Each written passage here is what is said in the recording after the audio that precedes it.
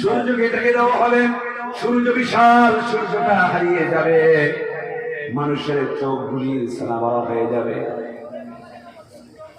আকাশ লক্ষ্য করুন, আকাশ ভাঙতেছে, তারকাগুলি বিক্ষিপ্ত হয়ে পড়তেছে, পাহাড়গুলি চালিয়ে দেওয়া হয়েছে, তা মরীচিকায় পরিণত হয়ে গিয়েছে, সাগরের পানিগুলি উত্তীর্ণ করে দিয়েছে, সাগরের তলদেশ থেকে অগ্নি উত্তীর্ণ হতে যাচ্ছে।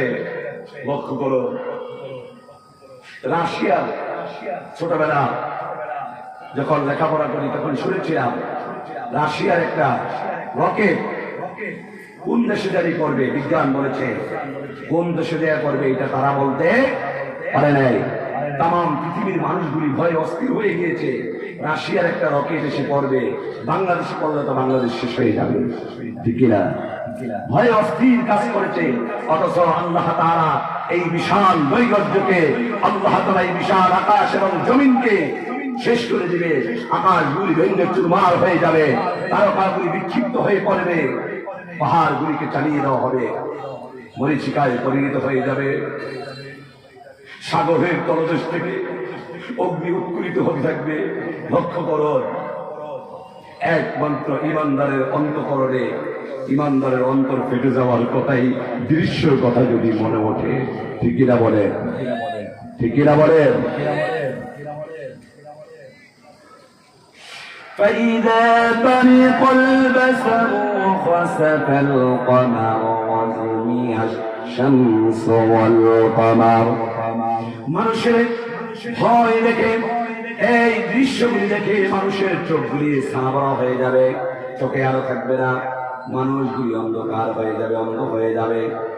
ভাইয়েরা আমার, আল্লাহ তাআলা বলে ওয়াহুমিলাতিল আরদু ওয়াল জিবালু ফাদুক্কাতা দাক্কাতান ওয়াহিদা।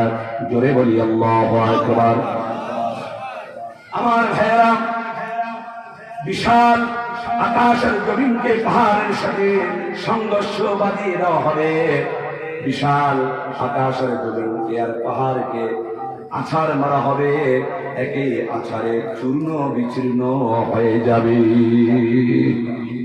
ওয়াহুমিলাতিল আরদ ওয়াল জিবালু ফাদুক্কাতা দাক্কাতান ওয়াহিদা। এই পৃথিবীটাকে উপরের দিকে উঠিয়ে ঝাঁকিয়ে মারা হবে, আছাড় মারা হবে, একই আছাড়ে সব কিছু ধূলিসাৎ হয়ে যাবে। এই দৃশ্যগুলো যখন মানুষ দেখবে, তখন মানুষ ভয়ে পলায়ন করতে চেষ্টা করবে, পলাইতে চাবে।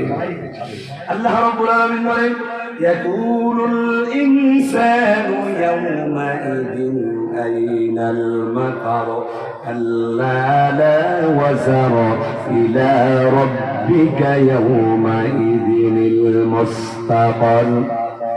রব্বুল আলামিন মানুষগুলি যখন এই দৃশ্য দেখে পলায়ন করার জন্য চেষ্টা করবে, তারা বলবে ইয়াকুল ইনসানু ইয়াওমাইযিন আইনাল মাফার। আমরা পালাবো কোথায়, ভাগবো কোথায়? রব্বুল আলামিন জবাবে বলেন কাল্লা লা ওয়াজার ইলা রাব্বিকা ইয়াওমাইযিনিল মুস্তাকার। ভাববার জায়গা নাই, পালানের জায়গা নাই, আল্লাহ তাআলার আশ্রয় ছাড়া কোনো আশ্রয় নাই। সুবহানাল্লাহ বলেন। আশ্রয় আছে? ডাকাতি করেন, চিন্তাই করেন, ব্যভিচার করেন, সুদ খান, ঘুষ খান, মসজিদের টাকা আত্মসাৎ করেন, কোথায় গিয়ে পালাবেন? আল্লাহ তাআলার আশ্রয় ছাড়া কোনো আশ্রয় থাকবে না। কোথায় পালাবেন? হ্যাঁ, হুজুররা সুদের কথা বলে উল্টা রিয়েকশন করে। হুজুররা কয় না আল্লাহর কোরআনে কয়? আল্লাহ মানে আহাল্লাল্লাহুল বাইআ ওয়া হাররামার রিবা ফামান জাআহু মাউইযাতুম মির রাব্বিহি। জোরে বলি আল্লাহু আকবার। আল্লাহ বলে আমি ব্যবসাকে হালাল করে দিয়েছি, সুদকে হারাম করে দিয়েছি। সুদকে কি করেছে?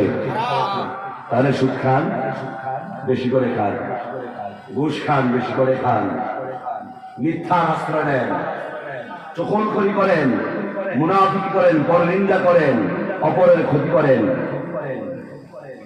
কোথায় যাবেন? কাল্লা লা ওয়াসার, পালানোর কোনো জায়গা নাই, পালাইতে ছাড়বে সেই দিন।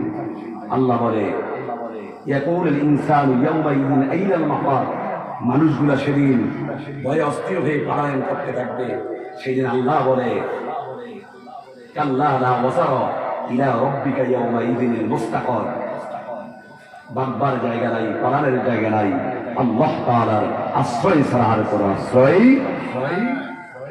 দুনিয়া ধ্বংস হয়ে গেছে, সব শেষ হয়ে গিয়েছে, সব শেষ হয়ে গিয়েছে। উঠাউটি করবেন না, উঠাউটি করলে মনে করবো যে আমার কথা ভালো লাগে না, আমি শেষ করে দিব।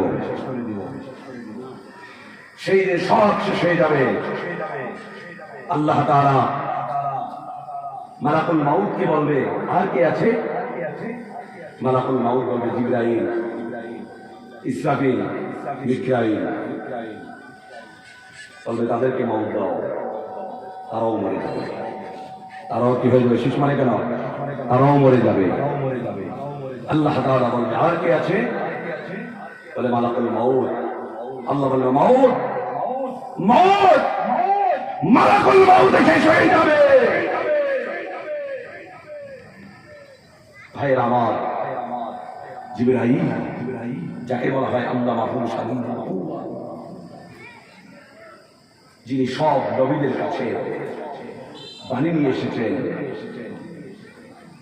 যাকে আমার নবী সশরীরে দেখেছেন, যার ৬০০ ডানা আছে, আর এক একটা যখন